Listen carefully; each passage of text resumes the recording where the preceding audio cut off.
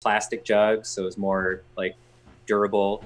But evidently it exploded in a FedEx truck on its way to Gainesville.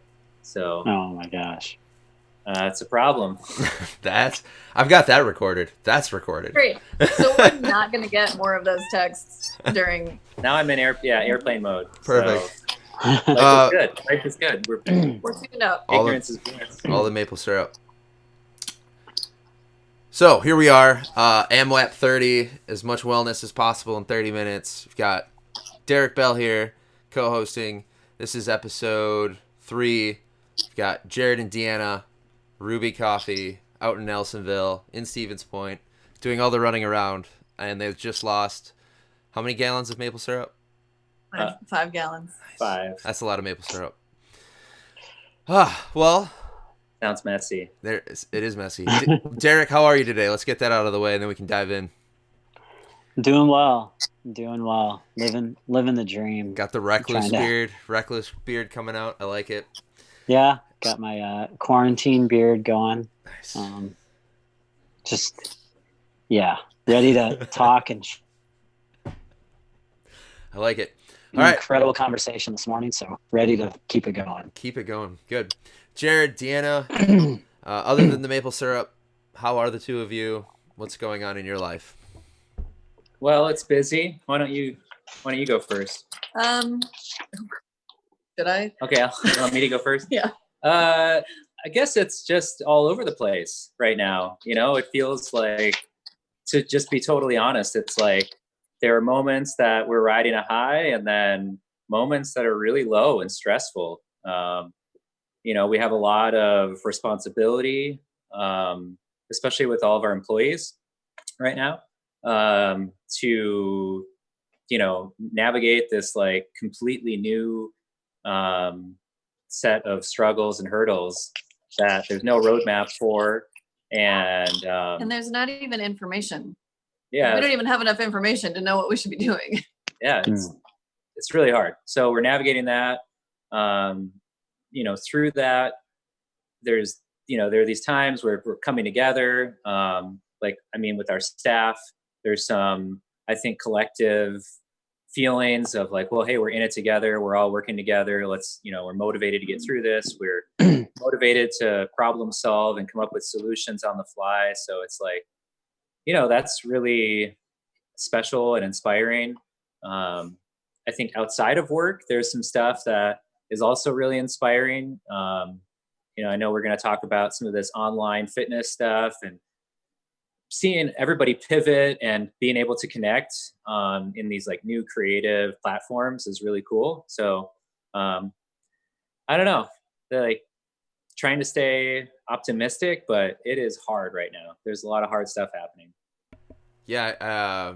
I know specifically at first when I saw all this stuff going on, I figured with like the subscription coffee thing going on that you have, I assumed that would be doing well, and I realized now that was a mistake, because from conversations with Schulte Family Beef, like they had to bring extra animals to the butcher and to fill the demand for their remote orders. For you, coffee roasting and coffee wholesale direct to consumer, what does that look like right now? Yeah, well, it's great. We've had some of our best weeks selling direct to consumer.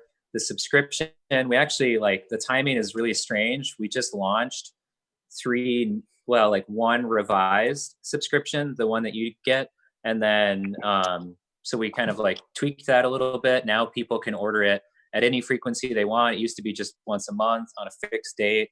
So we put a lot. That was like, we've been working on that for months, and finally it's ready. It's just like the craziest time to launch it.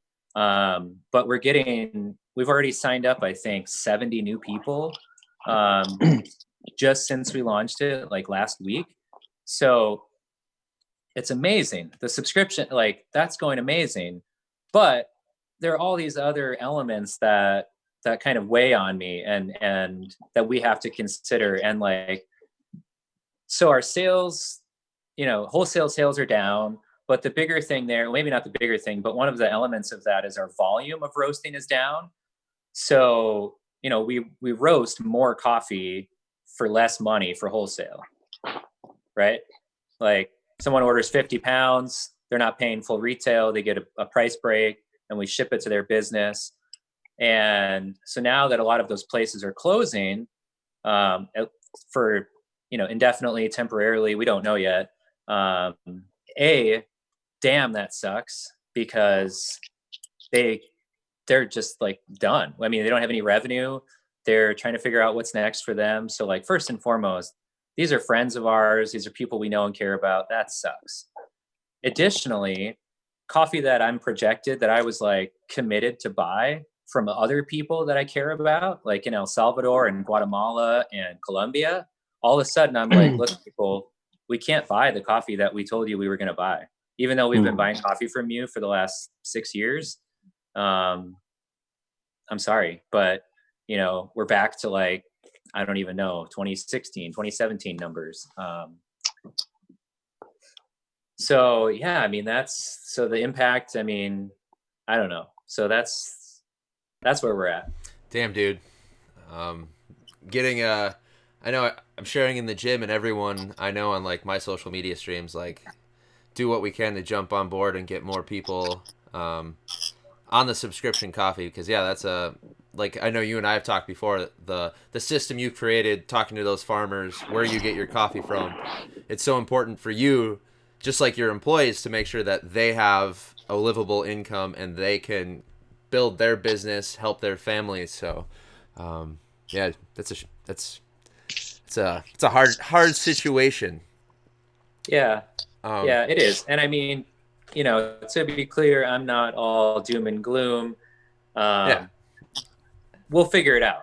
And like, I'm so grateful that we have what we do have, to be able to do the direct to consumer stuff.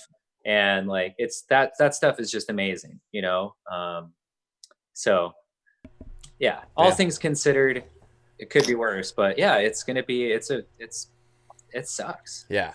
Like Deanna was saying, I think before we started recording, kind of the challenge and figuring things out and growing. And D, you've got you messaged me about the cool thing you're doing with like the local curbside grocery pickup, because you I forget where you like reached out. You're like, all right, I need my groceries, and they're like, we're booked or we're sold out. And you're just I think I went to the cops website to get groceries curbside, and it was booked for like the rest of the week. And I was like, that's a problem for probably a lot of people. Yeah. And one of our distributors is a grocery distributor, so we just put together like a fruit and vegetable box and a dairy, egg, cheese, butter box, and we had I think we did it like the afternoon before we had to order for this, and in that amount of time we sold 48 of them in like 10 hours. So we're gonna organize and have a little more heads up for next week and do it again. Awesome. Anything send me links or anything I see online, I'll definitely share in my streams, because that's the more options or availability for people on those kind of things is going to be huge. Yeah, for sure. Keeping people out of the grocery store. Yeah, since we launched it, I heard from several people that they were having trouble finding access to fresh food. They were really excited to have another option. Awesome. I love it. Well, with that, kind of taking out what you're both got going on the business front of things, what does like physical home life look like? What is that chaos? Because I know traditionally your children are homeschooled to begin with, but what does homeschooling, safer at home, and like 40 rats look like? Juggling all of that. I feel like the rats probably need an explanation, because for anyone watching this, that's going to be a real weird wild card. I've been following since the beginning, and I love it. So no, I mean, for everyone else listening, yeah, they're gonna have to go back to the Instagram. Quick synopsis. I don't want to sound like a freak with you talking about me having 40 rats. My kids they had 2 pet rats, 2 girls, and then we got 2 boys that were neutered, and magically one of the boys was able to impregnate both of the girls, and now we have 2 litters of baby rats. It's a miracle. It's a miracle, truly. And honestly, like at first I was like, are you kidding me right now? who needs 30 rat babies? There were 32 rat babies. However, now we have kids at home with not a whole lot to do. Jared and I have been super busy, and they have 30 rat babies to look after. And it's been seriously the best. I couldn't have asked for a better distraction for them. It's been the best thing ever. And our house smells a little funny. You And I can can't wait for pivot them another business operation there. Yeah, right. Oh my God, stop. The babies leave on Saturday. They're going to a breeder who is going to find them homes, and I'm going to miss them terribly. And I also can't wait. So, but what was the question about what are we doing physically? How are we? Oh, he had mentioned homeschool though. A funny thing that I keep having this conversation with people is like, oh, I mean, you already homeschooled, so it must just be the same for you guys. And I'm like, well, I was homeschooling and not working. And now I'm working like 24 hours a day trying to pivot our business and adapt and figure out how we're going to get through this thing. So now our kids are just kind of fending for themselves, to be totally honest. And they've been champs about it, but it's been really hard. They're upstairs doing I don't know what right now. And they've been great. They're cooking their own meals and taking care of themselves. And I kind of set them up on like a online curriculum. So they're just managing their own school until I get some semblance of a regular schedule back. I like it. I think that paints a pretty good picture for the chaos the two of you have going on. It's not regular, that's for sure. It feels wild. Derek, I think they're ready. They're ready for some Oreo fluff magic. What do you have for them today? Yeah. Well, I think one of the things we've talked about, and so, this is a great time for us to all share in that experience, is, the hardest part for a lot of us is what has been taken away from us during this time. And I don't mean, and I don't mean that like in a financial business position, but like for us, where are we finding our time that we cherish? And for like all of us, we kind of share this common thread with our physical activity. And I think it also is a thread that we share, that it's also spiritually fulfilling, not in a religious way, but like it's something that is part of our soul's core. And I was just on this amazing, I had this interview earlier, this podcast I did with this woman who's doing a lot of work in the wellness field. We talked a lot about our soul, and that this is really a wonderful time for us to be doing some soul searching that we haven't had the time for. We're all kind of in tune with our physical fitness, because each of us have embarked on endeavors, and Jared just did the Berkey, and Dee's a regular at the gym too, and Bill, obviously it's your bread and butter, and I find new ways to punish myself all the time. But we're doing this in isolation, and you kind of have these two combating things going on, where we're all trying to be part of that same community. And so we all get online, and there's little boxes of us, and we do our workouts, and then we post pictures so we can share in what we've seen. And I saw Jared's sweat bubbles yesterday after a bunch of devil's presses, which actually inspired me. I was thinking of him when I was gutting through my devil presses later in the day with a weight much greater than what I would have normally done, because it's the only weight I had. But so we have these wonderful things going on, and in a way, like that's helping us continue to amplify like that behavior. And it's one of these, I teach behavior change theory, so I'm constantly getting academic about some of it. But when we were talking about this morning, about what are we learning across our social media and about the influence of behavior, and how can we create like these incredible inner, like kind of like instead of going and diving full on into social media because it's the only place people are, like what are we using it for to help us continue on our life path and dig into the things that we love to? And so for Jared and Dee, I know you've posted sometimes about your workouts, but how do you feel about that area of your life right now? Your not only your fitness, but like your time for yourself to process and think, and how valuable is that for you? I don't feel like I've had time, which is frustrating, because I see a lot of people posting about like, all this free time that they have alone to consider their lives. And that's not been my experience. I feel like I'm overwhelmed 24 hours a day trying to figure out how to manage our business. And we have, like, honestly, my favorite part of my day is 6 o'clock in the morning doing that fraternal workout. It's the only time for myself that I have. And like, we've made it a priority. That's why I do it first thing in the morning. Because I know if I don't do it first thing in the morning right now, it'll never happen. Because I'm just like going until the end of the day. Yeah.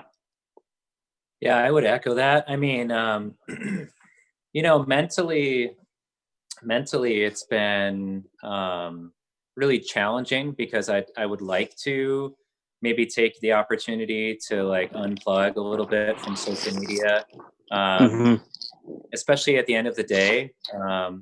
But I'm finding it hard because there's kind of well, there's just a lot of data flowing, and there's an obligation on our end right now. It's like there's so much happening in the social media community, and I manage the Ruby social media stuff, or the Instagram in particular.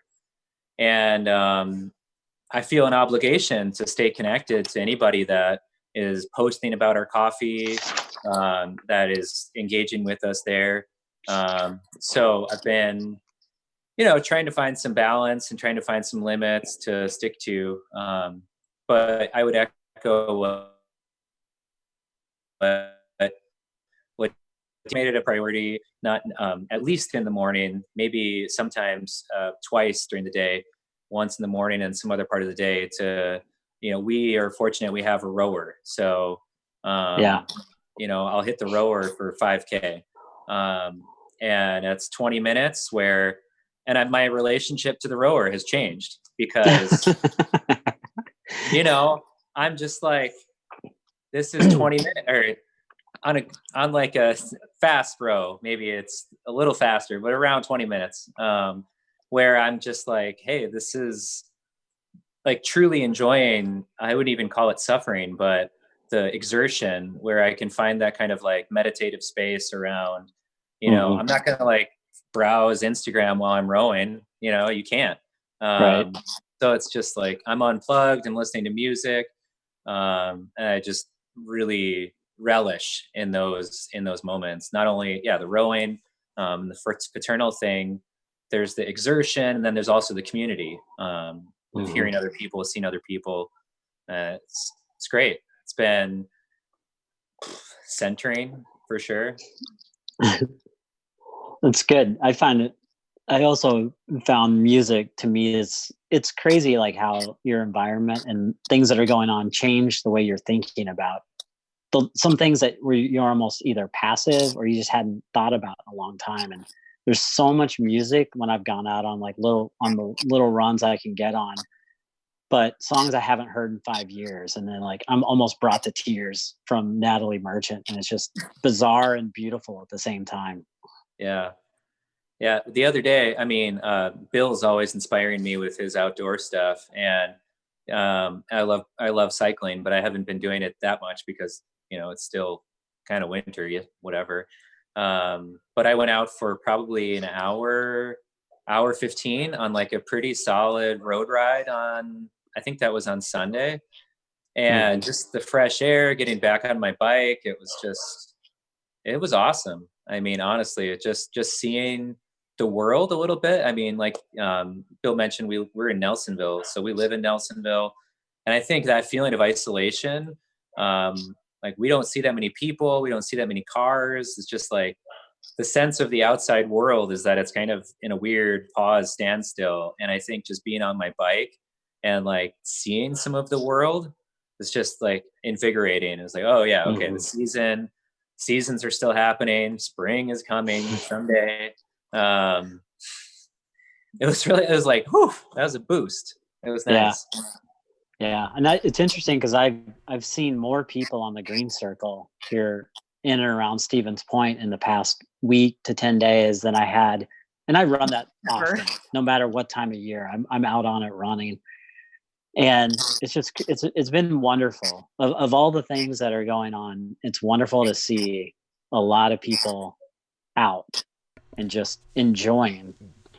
I've seen a lot of this too. I'm from LA area, Southern California, and you know, like I love my LA friends, and this isn't a knock, but I don't see them posting like family pictures outdoors or like family hikes, or you know, that's not like a thing that like my circle tends to do, and it's just nonstop, like family beach day, family hike, family outdoors, like all these, like it's just like such a dramatic shift in how people are spending their time. In what they're doing, like going outside and doing something, and in just spending time with their families, which is great. D, I was hoping you would weigh in, just from, like you said, your California background, the music background, and then I know you're like in the winter you're like, all right, peace out Wisconsin, I need a break. What does that look? What does that all look like for you right now? With like we're in that like awkward phase of winter, spring, and then like Derek was talking about music, deep listening. I mean, I know you're busy 36 hours of the day with like the business stuff and momming, but yeah, have you had a chance, like have you had a chance for like the creative side of you, like where you're from, your roots, and then what does the outdoor space look like for you right now? I haven't been outside. I'm going to be totally honest. Between like working and then cooking meals and kids and school, like homeschooling still, like I'm still responsible for their education. I walked over to Ruby today, and I think it's the first time I went outside in like 4 days. Well, we've done a few walks, but they've been pretty chill. It's been a few days. That's the thing that I'm like, I need to get outside more, but I feel like my day is just magically gone. Like all of a sudden it's dark and I'm like, what happened? Yeah, it's been a weird time. I definitely, like, I was like, you know what? I'm going to try to unplug today. I need to spend time with my kids. We made lists of things we were going to do. We were going to get some seeds online and do starts in our house, you know, like next week.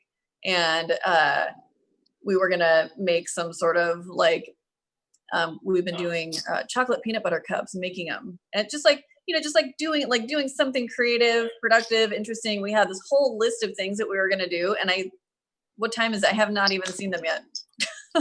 Never mind. I got busy. And that's every single day has been like that, where I'm like, tomorrow I'm going to check out. I'm going to tell everybody I just can't. We're going to spend some time together. And then like, what shit just comes up. Right. And I just have to deal with it. And the day goes by.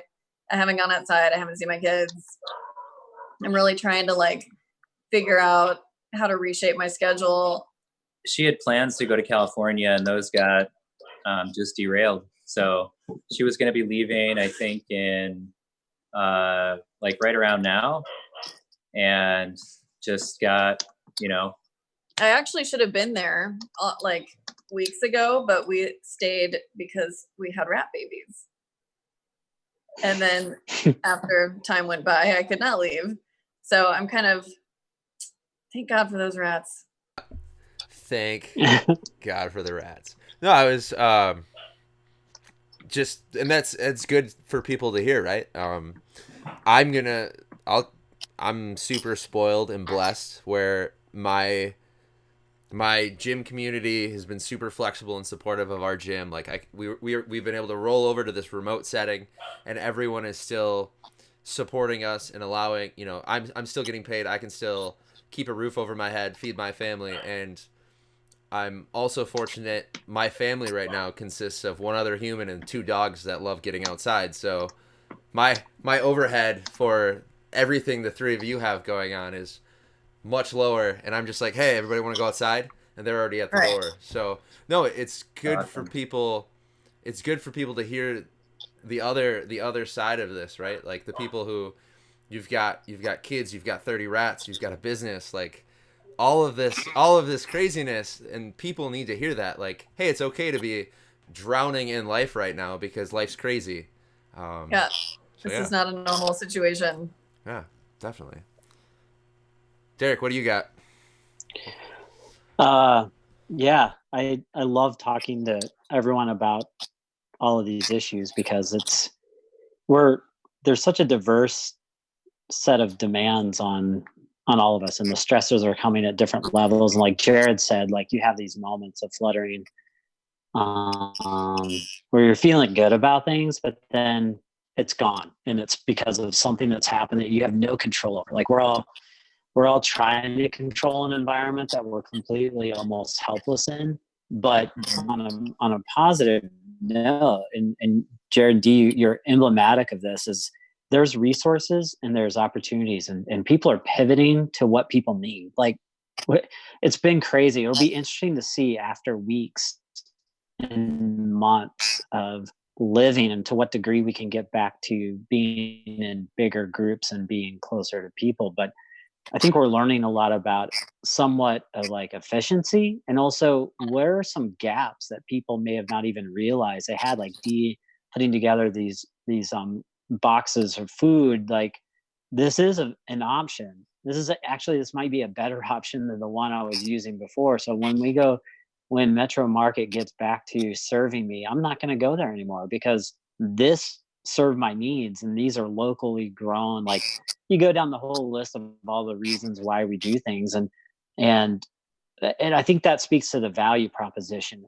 in all of this. Is it does us no good to be caught up in like wasteful consumerism right now. So for all of us, it's what do we value most? Like, and Jared and Dee, my wife, went and brought me a maple latte this morning. That was one of the sweetest tasty maple lattes. It's like, I miss when I can, just being able to drive up. But I think we're all sticking to what we love the most. And if we do that and we continue to do that, then I'm hoping that the community building part of us is really building a stronger infrastructure for all of us to survive. And hopefully that means the next time something like this happens, we are so better prepared. And you guys are doing a tremendous job of that. So hats off to you.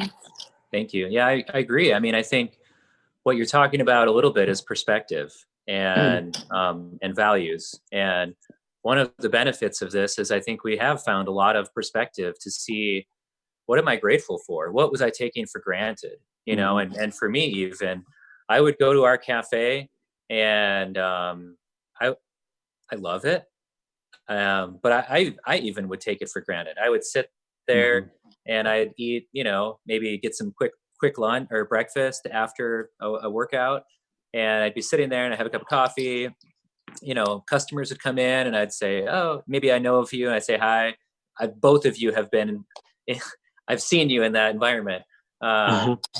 And I think I just took, in hindsight, like I appreciated it, but I didn't appreciate it as deeply as I will now, 2 months from now, whatever it is. Like when I'm sitting in that cafe and we're open again and like some semblance of normalcy and seeing people come through those doors, it's like, wow, I'm really going to appreciate that. And to your point about, I think about this consumerism, yeah, like right now people are reflecting on what matters to me. They're like, everybody's getting emails about 60% off, 70% off, because everybody's scrambling to sell inventory. And when you're at home and you're really evaluating your needs, it really forces you to go, do I really need that? Do I need that shirt? Do I need those shoes? No, I have what I need, or no, that's not my priority. My priority is food. My priority is my family. Hopefully it's good coffee. But yeah, reflecting. There you go, Bill. Oh man, I was just thinking we're closing in on 30 minutes, so we'll wrap it up. But I was just thinking how I'm fairly certain my podcast quality has suffered because I don't have a box of scones and fresh Ruby coffee every time I head to the studio. I know it has. 100%. Without a doubt. Without a doubt. Sorry. And Callan and I ran into each other at the grocery store, like right when this was kind of hitting the peak where everything was starting to shut down. People were like, we were all realizing like how serious it was. And typically when we run into each other at the cafe, we hug and we like have this like moment where we just connect about breakfast and scones. And I'm wondering where my slice of banana bread is that he makes. And we went for the hug at the store, and then we realized we couldn't, and then we just sat there sad. And Madison, his partner, Marissa, my partner, just like shake their heads and like, all right, like pulling us apart, telling us to say goodbye. It was heartbreaking. So yeah, like you're talking about appreciation for the little things, like being able to go get a delicious scone when I head to the studio, or Derek, we're losing you. We're losing you. Yeah, we lost you into the. Start over, Derek. No, I was just saying those are those wellness micro moments. Those are valuable, highly valuable. Super valuable. I had just been talking with like a group of women in Point about how as business owners we can kind of feel isolated, it can just be isolating. And a lot of other business owners were agreeing. And I think this is just like a thing that happens somehow. And so we had all been talking about getting together more often and making it a point to de-isolate ourselves and find community with like peers. I have friend groups, which I love, but then there's this kind of business peer group that is lacking, right, in my life. And so talking about getting together and being more social and having more community. And this was like 3 weeks ago. and we're all like, oh, okay, cool. So I guess we'll come out of isolation when we can come out of isolation. But it kind of further has reinforced, I don't know, I've always been a big community person, and I've always been like the person to put a barbecue together or, potlucks or holiday events or whatever. And I just haven't done that for the last couple of years because I've been kind of busy and overwhelmed. And yeah, I just started thinking recently, like, wow, I really need to just come out of this cave that I've been in and reconnect. And now here we are, like quarantined, and it's further reinforcing this need that I have and appreciation that I have for the community that we have here that I haven't really engaged with much recently. And now that I can't, it's like, okay, I really love all these people, and I should probably do more. Yeah, I love it. So we're at 30 minutes. Quick concluding thought from both of our guests, and then we'll wrap it up. I think that was my. I was gonna say I think that was yours, but I was gonna throw it out there in case you had another one. I guess so. My thing, right, was perspective and gratitude. I think one other thing that has changed is that, so this is a cultural moment. People have been talking about it, how this is going to define, this time. And one of the things that I think I'm optimistic about too is it's like blown open lines of communication and blown open. I think how people are approaching, accessing, and reaching one another. And so, I mean, like for me personally, I never would go on to the Ruby Instagram and do a video of myself because it just makes me uncomfortable to be that person. But I'm like, you know what? People, like right now, it's not about like, conjuring an image. People want authenticity. They want connection. They want to know like what's real, what's up. And that, I think, is going to continue. And I think that some of the pivots that people are making with those direct communications, people are like blowing up open. Like, let's be honest. I mean, like today on Instagram, I was like, look, everyone, we're roasting less coffee right now. And that sucks for our coffee producers. Like, let's just be real. Let's talk about impact. Let's just be open. And I think that's a really positive shift, honestly.